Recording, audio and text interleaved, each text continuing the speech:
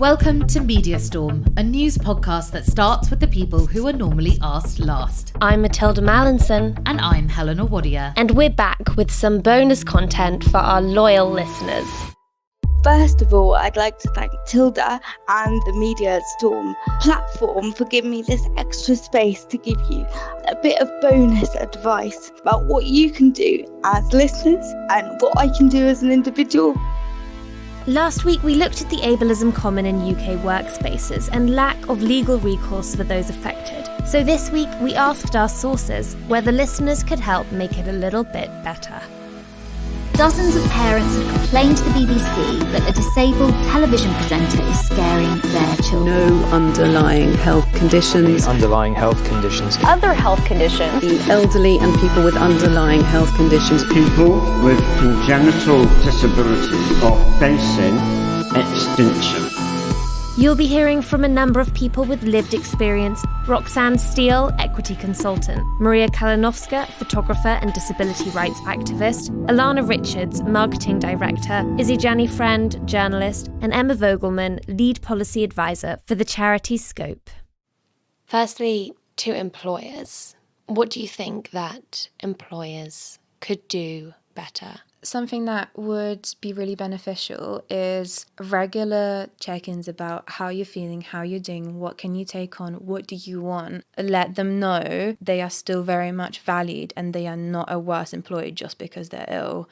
That would go a long way, both productivity but also like for mental health and feeling valued as an employee, and then therefore wanting to, give more to the company and be loyal to that company because you feel like you're making a difference in the company instead of just being a burden. Employers need to understand what accessibility is. It's more than just the visible, reasonable adjustments for physical disabilities and ailments, like lowering a step for a wheelchair user.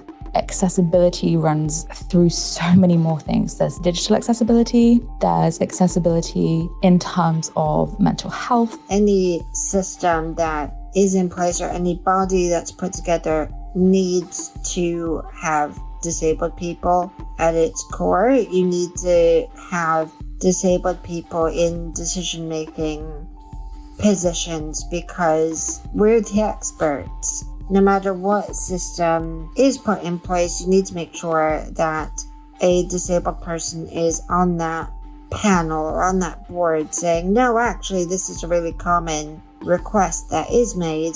There's this wonderful expression, nothing for us without us. Not excluding your disabled colleagues, I think that's a big one. Just from social situations, but also just like everyday work meetings. Don't assume someone doesn't want to join, doesn't want to do a task because they're disabled. Have that conversation first. People need to realise that measures for disabled people will benefit everybody, will benefit the whole team. Anybody can become disabled at any point. There might already be staff in your workforce that are disabled that haven't disclosed it because they're worried about the repercussions or what if the way they'd be treated would change. It will create an environment where they feel accepted. Every single person has accessibility needs. In order for someone who is healthy to walk through a door, it needs a handle for them to open that door, right? That's an accessibility need, but it's needed by everyone, so we don't question it. Those needs are met by society. Most people need a remote control to turn on their TV instead of standing up, walking over to the TV and turning the television on. Why? It's easier. That remote control is there to meet an accessibility need, yet we all use remote controls. Text messages were invented to meet an accessibility need for people with hearing impairments. We've all learned from the pandemic that it's actually possible to work from home and it's possible to have flexible working hours. It's not the end of the world. It doesn't mean you're going to lose productivity. In fact, I can guarantee that my productivity went up as soon as I was able to work from home because I was able to do things in a way that made me comfortable and that didn't make me have a flare-up. I owned a business. If I realised that I'd made a mistake, I wouldn't get defensive. I would see it as a learning opportunity and a way to be a better employer, realising that your little bubble of reality is so small and can be so much bigger if you just open your mind to other people's ways of doing things and wants and needs.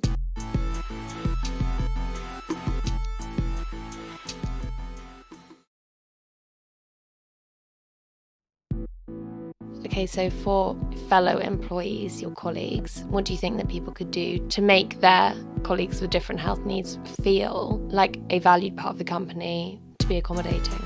The biggest one is, I think, amplify the voices of your disabled and chronically ill employees. If you can see that they're being sidelined, say something. I know it's scary, but it's a lot scarier for us than it would be for you. We need able-bodied people to also help advocate for disabled and chronically ill people, because at the end of the day, it's exhausting. It's really important after listening to this podcast, you take time to reflect. Use these stories, share and amplify them. Think about what you can do to learn, especially with friends, in a non-judgmental space. Start discussions around what we think. Do things like a book club. Find what works for you.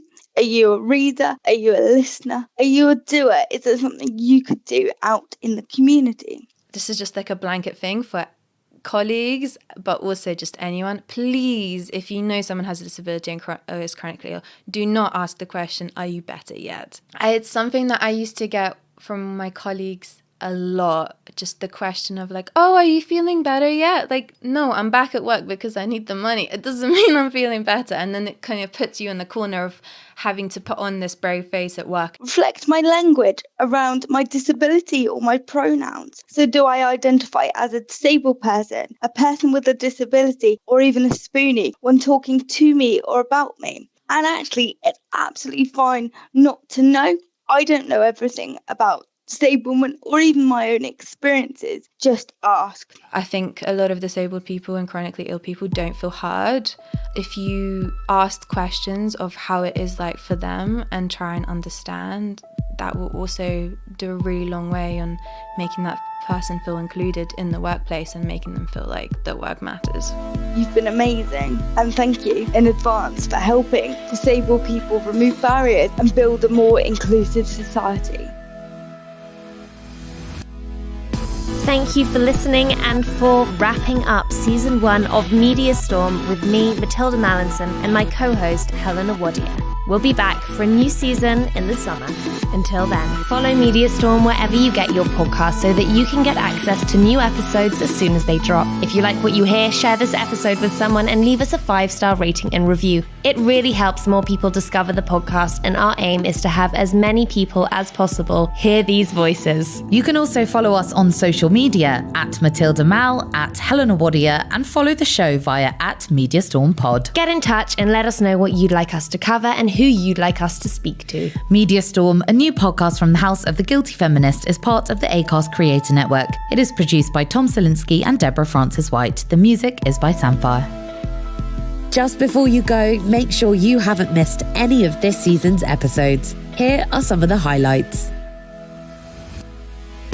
If you tell somebody their whole life that you're no good, what happens is they believe it. It is disgusting the way they treat people. He said, and I quote, I was fat. All they tell me is what's wrong with me. I don't know any different. So they wheeled me out in my wheelchair. I was just left there to die. You become abusive yourself. Needles were being pushed in like more roughly. I was being handled more roughly. He said that I got myself into this because I opened my legs. I kicked off like a wild animal because they put me in the shower, 6 of them, cold shower, washing me, scrubbing me because I was dirty. MRI scanners aren't big enough for overweight people. I've struggled to get officers to speak on the record about what goes on in prison.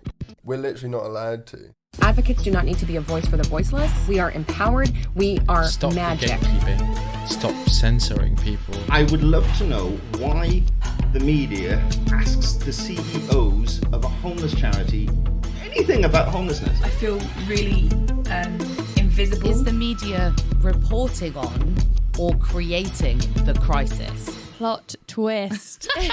It's not, I don't wait for the mainstream media to do anything.